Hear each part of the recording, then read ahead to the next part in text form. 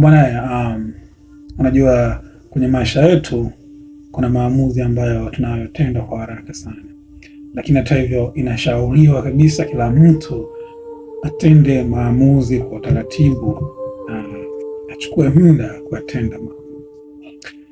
Kuna jambo ambalo napenda kukuambia hivi leo, pengine hujawahi kuambiliwa jambo hilo.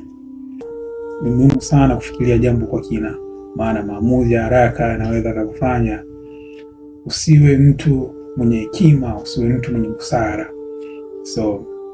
Na pia ufikirie watu ambao waliokuzunguka.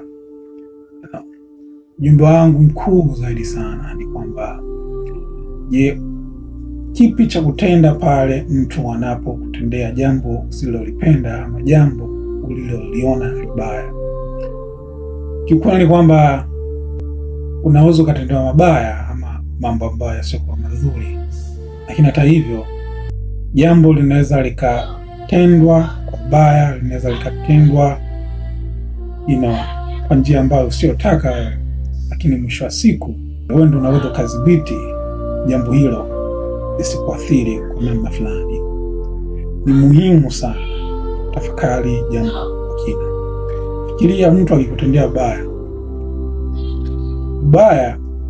ule umeshatendeka, lakini itakuwa mbaya zaidi wewe weka chuki ndani ya moyo wako dhidi ya ule mtu.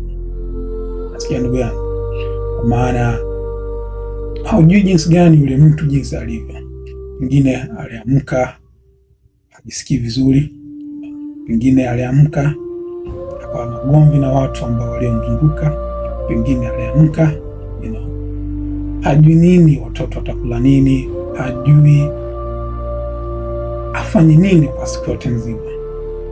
Pengine ameamka matatizo ya jana hayajapata suluhisho lolote lile. Ni muhimu sana kutafakari kwa kina kabla hujafanya maamuzi. Muhimu zaidi sana pale ambapo unapotendewa jambo baya ama mambo ambayo usiyoyapenda wewe. Mara watu wanaamka kwa namna tofauti kila siku. Hivyo jaribu kuwa mtu mwenye kuwa na utu ambao ni utu ambao unaokupa hekima na busara ya kufikiria jambo kwa kina kabla hujafanya maamuzi yoyote yale kwenye maisha yako.